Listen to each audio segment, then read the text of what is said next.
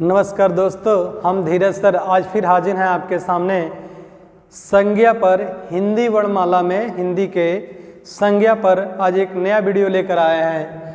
आइए समझते हैं संज्ञा क्या है। संज्ञा किसी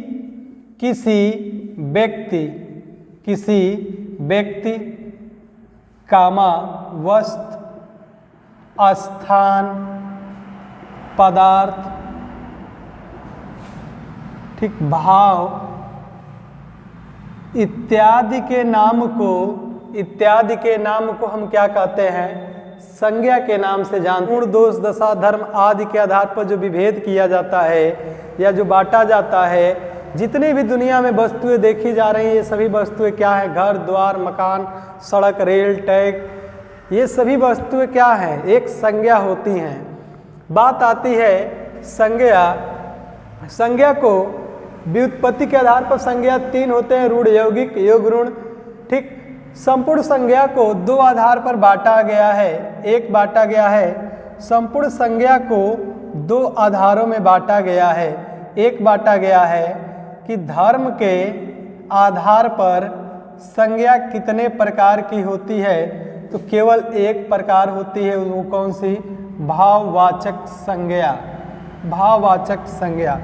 बात आती है वस्तु के आधार पर संज्ञा के कितने भेद होते हैं? वस्तु के आधार पर संज्ञा के केवल 4 भेद होते हैं।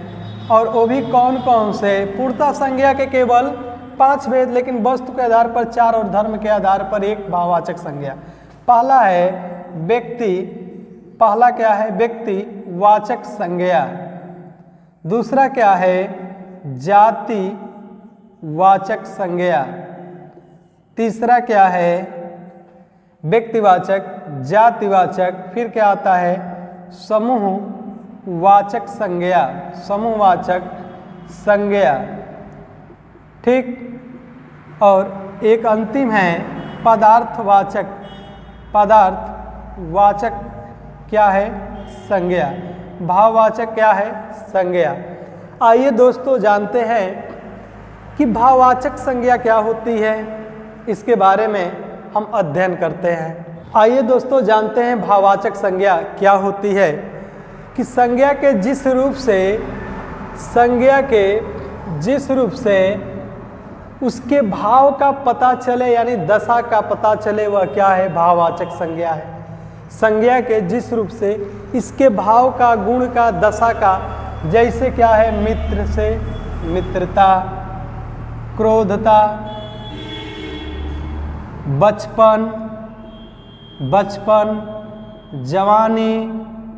ठीक, ये सभी क्या है? भाववाचक संज्ञा। ऐसी संज्ञा जिसे मापा तौला न जा सके, परंतु उसको सिर्फ क्या किया जा महसूस किया जा सके, ये सभी क्या है? भाववाचक संज्ञा।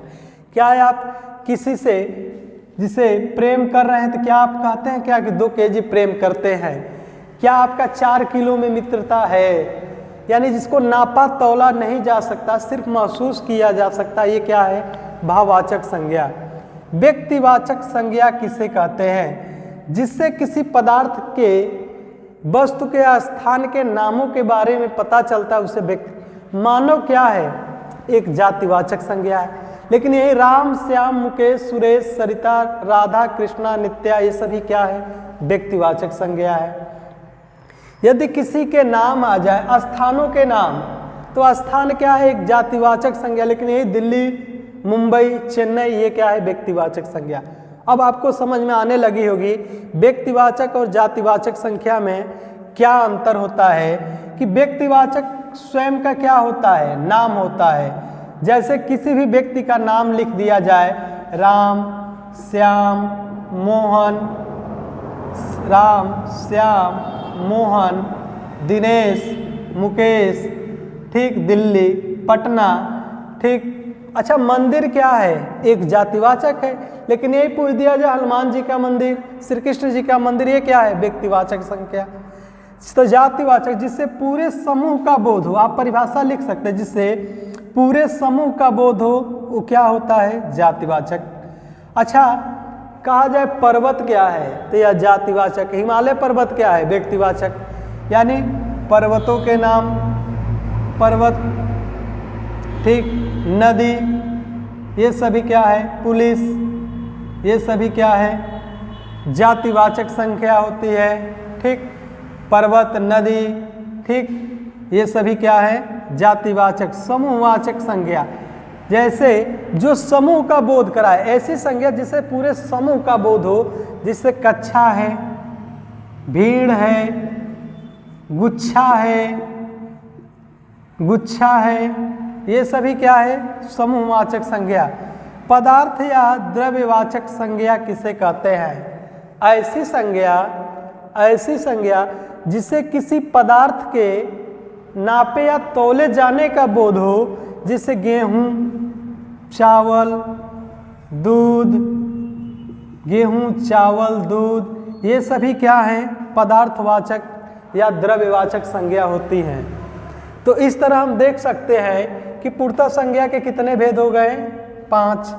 पहला है व्यक्तिवाचक संज्ञा, जिसमें व्यक्तियों का बोध हो, जातिवाचक पूरे जाति का बोध हो, समूहवाचक में पूरे उसके समूह का बोध हो, पदार्थ में जिसको मापा तौला जा सकता है, भाववाचक संज्ञा जिसको सिर्फ क्या किया जा सकता है, महसूस किया जाता है, ऐसी संज्ञा को क्या कहते हैं, भाववाचक संज्ञा कहते हैं।